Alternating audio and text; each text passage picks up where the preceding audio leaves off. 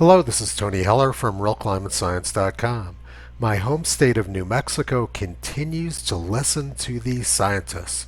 I was born and raised in Los Alamos, New Mexico, where one of the greatest scientific and engineering feats occurred in 1944 and 1945. The greatest scientific minds of the Western world were brought together at Los Alamos for 18 months to design and build the first atomic bomb. And not only did they design one type of atomic bomb, but they actually designed two. This is a famous photograph of three of the top scientists: Ernest Lawrence, Enrico Fermi, and I. Rabi. This effort was known as the Manhattan Project. The U.S. government took over Los Alamos, which was formerly occupied by one of the most famous boarding schools in the country, the Los Alamos Ranch School. Many of the country's leading business executives attended that school. Robert Oppenheimer, on the right, was the scientist in charge. He had spent a lot of time in northern New Mexico and pegged Los Alamos as the ideal location for the Manhattan Project. But the military understood that scientists left to their own devices would never actually accomplish anything. So the military assigned General Groves to oversee the project and make sure it got done. This is me hanging out with my buddies Oppenheimer and Groves a couple years ago at the Los Alamos Historical Society. Los Alamos is the most educated city in the world, with more than 1/4 of the population having PhDs. Unfortunately, though, most of those PhDs are not of the same caliber as Lawrence, Fermi, Rabi, and Oppenheimer. In fact, growing up there, I realized that many of them were largely motivated by politics rather than science. Now let's fast forward to the year 2020. The governor of New Mexico is affectionately known as Wuhan Lujan. She has a different set of rules for herself as she does for the rest of the population. New Mexico has been rated as having the second most tyrannical lockdowns after California in the United States. I used to go visit my father in Los Alamos every month, but I haven't been there for 10 months because the restrictions in New Mexico have been too harsh. On September 15th of last year, Scientific American featured Wuhan Lujan, how New Mexico controlled the spread of COVID-19. The state went after the disease with widespread testing and science-based targets. Now it's in better shape than its neighbors. And then immediately after Scientific American published the article in mid-September, the number of cases in New Mexico skyrocketed by a factor of 20. 10 months of lockdowns, mask mandates, and more lockdowns accomplished nothing. But Governor Wuhan Lujan listened to the scientists, and that's what's important. Now let's look at a different state which has about the same population as New Mexico, the state of Nebraska. I was living in Colorado last March, and when Governor Polis announced that he was going to lock the state down the next day, I got in the car and drove. I went to Kearney, Nebraska.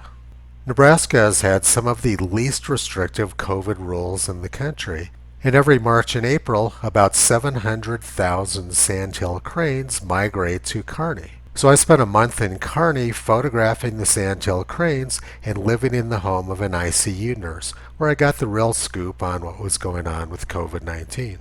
Now let's compare the results from New Mexico, where they had some of the most restrictive lockdowns, to Nebraska, which had some of the least restrictive rules. The shape of the curve in both states was nearly identical, with a peak in mid-November. Over the past 10 weeks, cases have dropped off sharply in both states.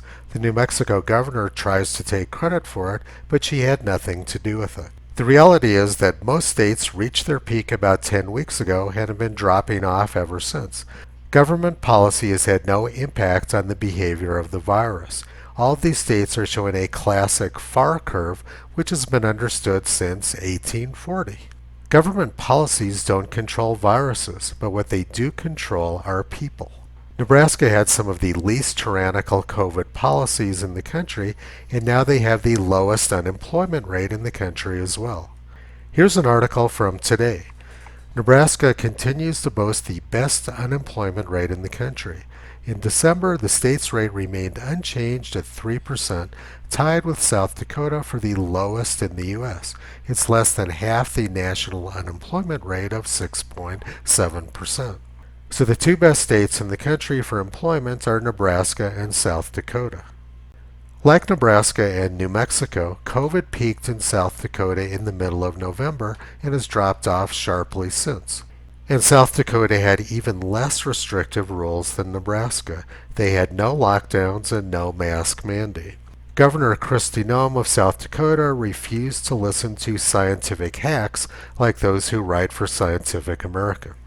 South Dakota has not damaged their economy, and their case counts of COVID-19 is down 90%, and the governor has invited Minnesota bar owners to move to South Dakota where they can actually operate a business. But the press can't stand South Dakota's success because the governor refused to give in to tyranny, so she's been viciously attacked by the press for months.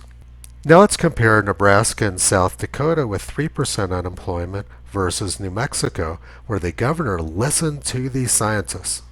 According to yesterday's Albuquerque Journal, unemployment in New Mexico shot up to 8.2% in December.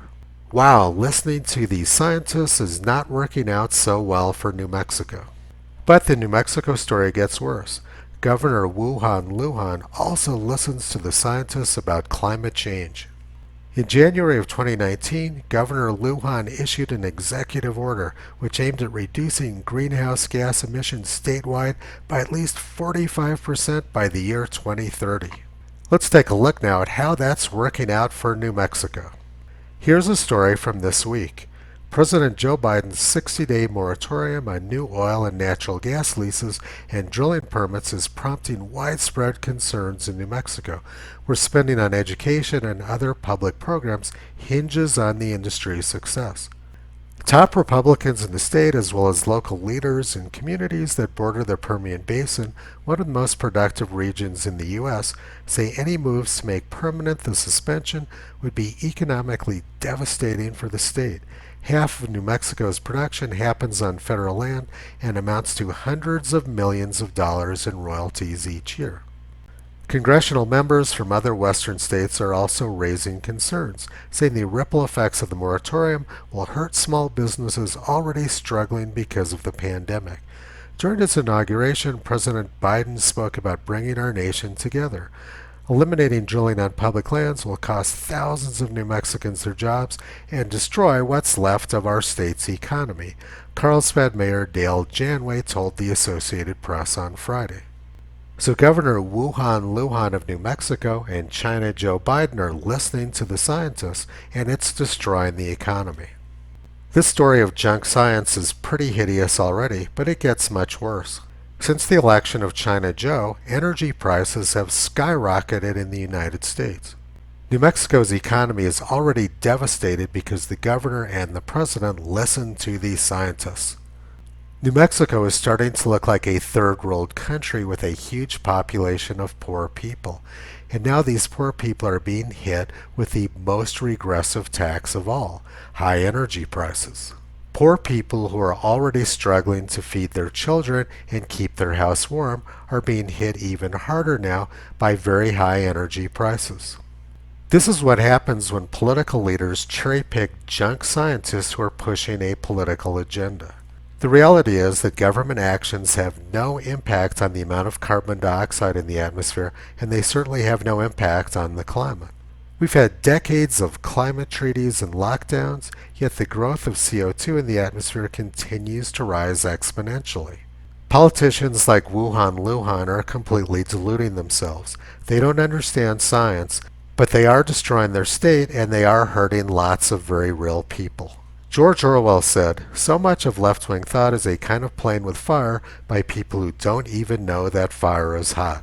Academia and scientific institutions are plagued with left-wing thought. These people think they're doing science, but all they're doing is playing with fire. Toto and I have been pulling back the curtain on this junk science for the past 13 years, which is why the press refuses to listen to me. They write hit pieces about me and they censor me, but the one thing they won't do is talk to me. The information I present destroys their political agenda, which makes me a target. You can visit Toto and Kyrie on the web at realclimatescience.com.